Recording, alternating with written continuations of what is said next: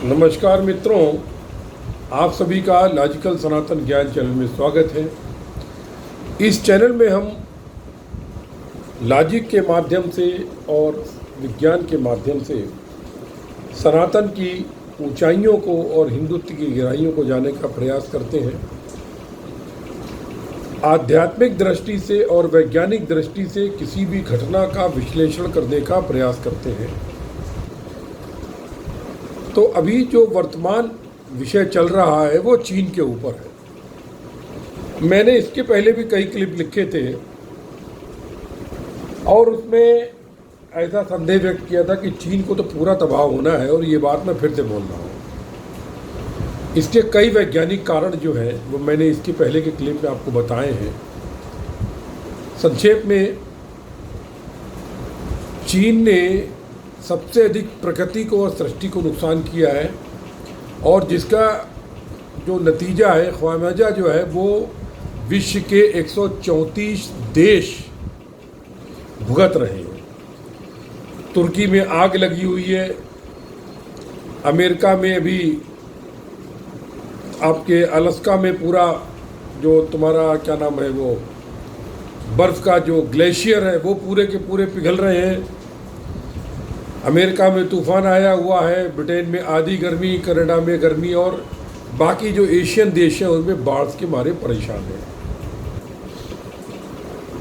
चीन ने जल, वायु, अग्नि और भूमि, ये जितने भी हमारे शरीर को निर्मित सनातन के हिसाब से तत्व हैं, इनमें कुछ ना कुछ ज़रूर दखलंदाजी की है प्रकृति।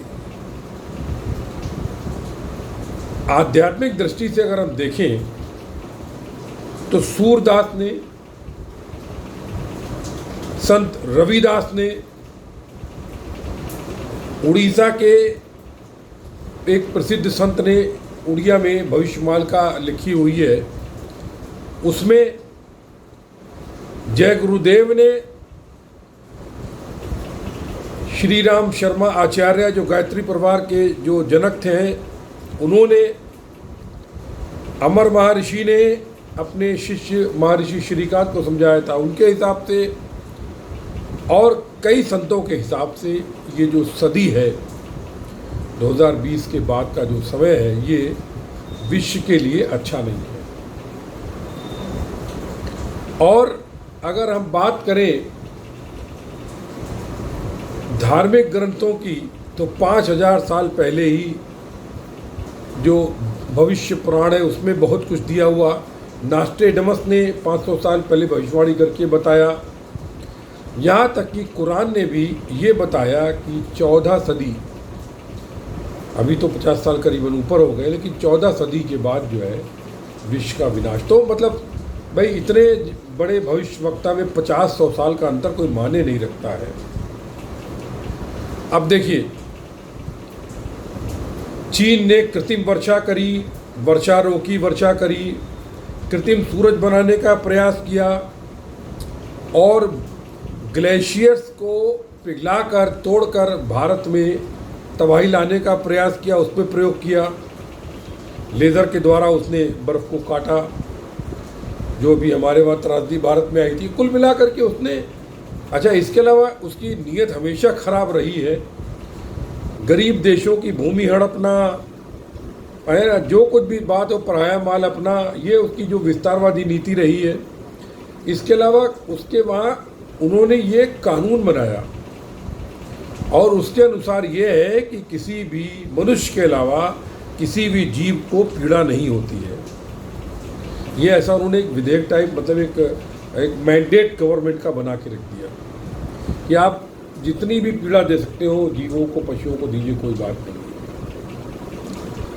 तो कुल मिलाकर के इसके अतिरिक्त आध्यात्मिक रूप में वो निरंतर सनातन की शक्तियाँ जो जगत को चलाती हैं। आप देखिए, आप लोगों को अजीब लगेगा, लेकिन देखिए, हमारा जो वह ये एक तरह से पृथ्वी है, इसका संचालन सप्त महर्षियों के द्वारा होता है, जिनको वैज्ञानिक है। इसके विषय में अमर महर्षि ने अपनी पुस्तक प्रकाश की ओर में बहुत अच्छी बात मतलब लिखी है। करीम साहब ने एक किताब है मनसा फाउंडेशन बंगलौर की, उन पहले ऐसे मतलब ऋषि हैं जिन्होंने सप्त ऋषियों की बात करी, और वो जो थे मतलब पढ़े लिखे थे, वो पोस्ट ग्रेजुएट थे, साधारण इंसान दिखने में थे, लेकिन उन्होंने बहुत ऐसी बातें लिखी जो आसानी से अपने अनुभवों की किसी के गले नहीं उतरती, लेकिन मैं मानता हूँ क्योंकि मेरे खुद ऐसे अनुभव हैं कि जो आज का विज्ञान ना समझा सकता है और ना दे सकता है ना बता सकता है, इसलिए मैं उनको मानता हूँ।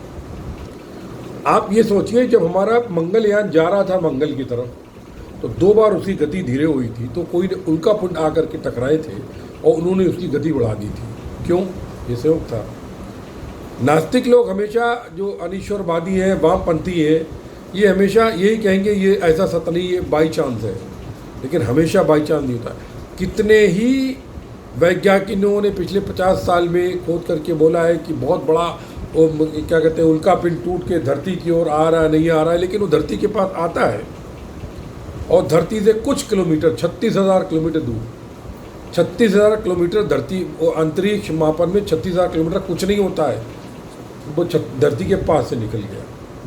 ऐसा क्यों होता है?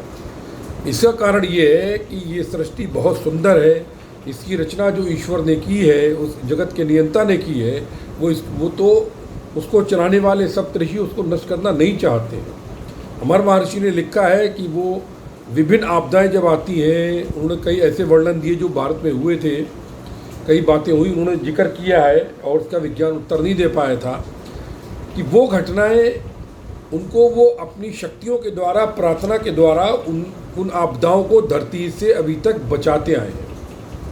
लेकिन अभी धरती पर अत्याचार बढ़ चुका है, 700 करोड़ से ऊपर आबादी हो चुकी है वैज्ञानिक पहलू कर देखें तो, और इस धरती पर आप सभी जीवों को नष्ट कर दीजिए, पेड़ों को नष्ट कर दीजिए, तो धरती को कुल जो अनाज देने की क्षमता है वो 1000 करोड़ लोगों को है। अच्छा, 24 इकोलॉजिकल साइकिल में से आप 14 मतलब 9 को तो नष्ट कर चुके हैं, 14 को आप टोटल पॉल्यूशन कर चुके हैं, 10 इकोलॉजिकल साइकिल पर चल रहा है। अब देखिए, चीन ने पूरे अपने देश को चूहे के बिल की तरह के खोद डाला है। अंडरग्राउंड जो उसके पास हजारों न्यूक्लियर मिसाइल है, उनको रखने के लिए अंडरग्राउंड बेसमेंट बना दिए।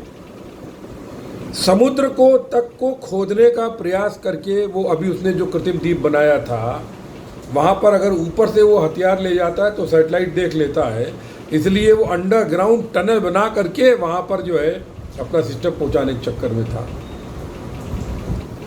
मतलब अब चूहे की तरीके से, दीमक की तरीके से आप धरती को खोखला कर चुके हो, तो कहाँ से इतना बोझ बर्दाश्त कर पाएगी। यहाँ तक कि जो उसने विश्व का सबसे बड़ा डैम बनवाया था, उसके बनने के बाद धरती में उसके एक्सिस में असंतुलन आ गया था। ये कुल मिला करके चीन हर तरीके से सृष्टि को भी नष्ट कर रहा है, लेकिन जीवों को भी अत्याचारों से मार रहा है। इसलिए चीन का नष्ट होना बहुत आवश्यक है। आप देखिएगा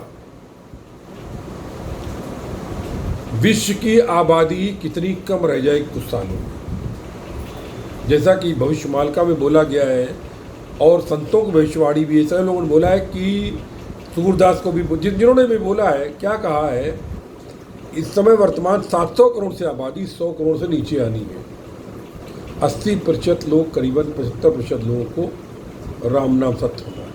अब इसमें कब किसका नंबर आ जाए ये मालूम नहीं है, लेकिन इसमें ये बोला गया है कि जो ईश्वर भक्त होंगे, जो धर्म के रास्ते पर, मानवीय रास्ते पर चलेंगे, मानवीय धर्म के रास्ते पर चलेंगे, सनातन के प्रेम के रास्ते पर, क्योंकि प्रेम जो है और भाईचारा केवल सनातन सिखाता है, ना ईसाईयत सिखाती है और ना, हालांकि जीसस क्राइस्ट के जीवन में कोई गलती मुझे नहीं दिखती है, लेकिन उसके जो लिखने वाले टेस्टमेंट है, न्यू टेस्टमेंट हमारा, उसमें जो लिख दिया जो तुमको ना माने वो मार दो, मुझे हजम नहीं होता है वो। इसके अलावा जो कुरान में हदीस दी हुई है उसमें भी कितने अत्याचार की बातें दी हुई हैं कि अगर किसी को मारो 10 तरीके से मारोगे तो अल्लाह नाराज नहीं हो। मतलब मैक्सिमम तड़पा के मारो, पानी में डुबो के मारो, जला के मारो, गला रेत के मारो, 10 तरीके दिए हुए हैं। इसके ऊपर तो व्हाट्सएप पर एक मौलाना का क्लिप भी आया हुआ है। तो ये मानवीय नहीं है, तो उनको नष्ट तो होना ही है। भारत में भी 33 करोड़ से नीचे आबादी आनी है, 150 करोड़ में से, यानी भारत भी नहीं बचे। तो केवल जो मानवीय धर्मों को मानने वाले लोग हैं वे ही जीवित रहने की संभावना है, क्योंकि वही सत्य गुण जो हमारे वहाँ बोले गए हैं 4 कलयुग, मतलब पहले क्या सतयुग आता है, फिर त्रेता आता है, फिर द्वापर आता है, फिर कलयुग आता है। मतलब जैसे जैसे पापी बढ़ते जाते हैं युग चेंज होता रहता है। मैंने कई बार इसके विषय में क्लिप डाले हैं और अपने फ्री ध्यान blogspot.com समझा, अब नहीं बताऊँगा, लेकिन फिर भी जब 75 से 100% के बीच में अच्छे लोग रहते हैं तो सतयुग है, जब आधे आधे हो जाते हैं तो त्रेता है, जब 50 से 25% तो समझ लीजिए एक तरह से द्वापर, और 25 से नीचे और 0 के आसपास तो कलयुग महाकलयुग एक तरीके से। तो यही चल रहा है अभी। तो अभी हमको विनाश के लिए तैयार होना चाहिए। इसके लिए यही तरीका है कि अभी आप देखिए अभी देश में दुनिया में क्या क्या होना है। चीन ने जो पूरा अपने न्यूक्लियर मिसाइल्स वगैरह रखी हैं और इनका ये प्रयोग करने वाला है, आप देखिएगा ये प्रयोग करेगा अभी। विश्व युद्ध जो की संभावना हो सकता है, कोई बड़ी बात नहीं है। सरकमस्टांसेस बन रहे हैं, जो आध्यात्मिक तो बोला ही जा चुका है, टेक्निकल भी सरकमस्टांसेस बन रहे हैं। और ये जब उस मिसाइल को फेंकने का प्रयास करेगा तो देखिएगा सनातन की शक्तियाँ कुछ ना कुछ गलती करवाएंगी और उसके पूरा अंडरग्राउंड एक्सप्लोजन जो हो जाएगा, तो वो जो तबाही होगी वो कम से कम 12 से ऊपर रिक्टर स्केल का भूकंप के बराबर होगी। अभी जो तबाही हो रही है ये बहुत कम हो रही है, ये आपको दिख नहीं रही, क्योंकि आदमी मर नहीं रहे। जितने मरने चाहिए थे, जितनी कैजुअलिटी होनी चाहिए उतनी नहीं हो रही है, क्योंकि आदमी एक भी ब्रह्म का रूप है और वो एक तरीके से अपने बचाने में समर्थ, बहुत शक्तिशाली होता है आदमी कमज़ोर नहीं होता है। वो हर तरीके से प्रकृति को जीतने की कोशिश करता है और इसकी नई नई शोध कर लेता है, लेकिन बाद में वो फेल हो जाता है। उसको लोग बोल देते हैं पैरानॉर्मल, पैरासाइकोलॉजिकल या पैरासाइंस को भी बोल देते हैं। यहाँ पर साइंस, देखिए मैं साइंटिस्ट हूँ और दुनिया में मैं साइंटिस्ट को सबसे बड़ा, मतलब अधिकतर साइंटिस्ट को एक तरह से मूर्ख या गफलत वाला समझता हूँ। धोखा देने में इनसे बड़ा कोई नहीं है। आप उन यंत्रों पर यकीन करेंगे जो इंसान बनाता है, जो मानव बनाता है, लेकिन मानव पे यकीन नहीं करेंगे। किसी घटना को घटने के लिए 50 साल वेट कर लेंगे, पूरा दुनिया साइंटिस्ट इकट्ठे हो जाएंगे, लेकिन आपसे कहें कि मेरे को केवल 6 दिन दो, महीना दे दो, तुम्हें अगर एक्सपीरियंस ना हो सनातन का, तुम्हें ईश्वरी शक्ति का अनुभव ना हो, तो मुझसे कहना, तो उनके पास टाइम नहीं है, क्योंकि ये बेकार का है, ये फालतू काम है। मतलब इतने बड़े जीवन में 1 महीना उनके लिए बहुत फालतू काम है, 1 दिन भी नहीं दे सकते, क्योंकि बहुत बड़े साइंटिस्ट हैं। तो ये साइंटिस्ट के नाम पर जो चल रहा है, इसीलिए मैं बताऊं आपको, इसी साइंटिस्ट ने बोला था, और मैं खुद, जितना अधिक विज्ञान के नज़दीक मनुष्य जा रहा है, समझ लो उतना अधिक वो सनातन के नज़दीक जा रहा है, सनातन साहित्य, सनातन संस्कृति के नज़दीक जा रहा है, और जो उसको मान के ही चल रहा है वही आगे बढ़ पा रहा है। तो ये अब मतलब इसके विषय में बहुत सारी क्लिप टहलती रहती है, बोलने की आवश्यकता नहीं है। तो मैं आपसे बार बार फिर निवेदन कर रहा हूँ कि अच्छा, अभी चाइना ने ये जो अंडरग्राउंड सुरंगें बनाई हैं, अच्छा दूसरी चीज़ क्या है, आध्यात्मिक स्तर पर मैं कहना चाहता हूँ, चाइना ने कैलाश मानसरोवर को डिस्टर्ब करने का प्रयास किया है। कैलाश पर आज तक कोई साइंस नहीं चढ़ पाया, ये अजूबा है। ये एवरेस्ट से बहुत छोटा है, ये 2-3 हज़ार किलोमीटर, मतलब वो हाँ किलोमीटर छोटा है। मतलब एवरेस्ट 8-8 हज़ार का, ये 6 हज़ार के आसपास है। फिर भी उस पर आज तक कोई नहीं चढ़ पाया, कोई कुछ नहीं कर पाया। दूर से गूगल से कैमरा ले के शोध हो रही है, उस पर कोई चढ़ नहीं सकता। और वही कैलाश मानसरोवर को चीन के पास गया था कि वो शक्तियाँ शांति से रह सकें, लेकिन चीन ने मानसरोवर कैलाश के पास BF-31 अपना आर्मी का बेस बनाया है, जो सैटेलाइट से ऐसा दिखता है कि जैसे कैलाश मानसरोवर युद्ध क्षेत्र हो, और वहाँ पर उसने मिसाइलें तैनात कर रखी हैं, सरफेस टू एयर मिसाइल इत्यादि, सरफेस टू वाटर, ये सब तैनात कर रखी हैं। भारत के कई भूभागों को कब्जे में लेने के लिए।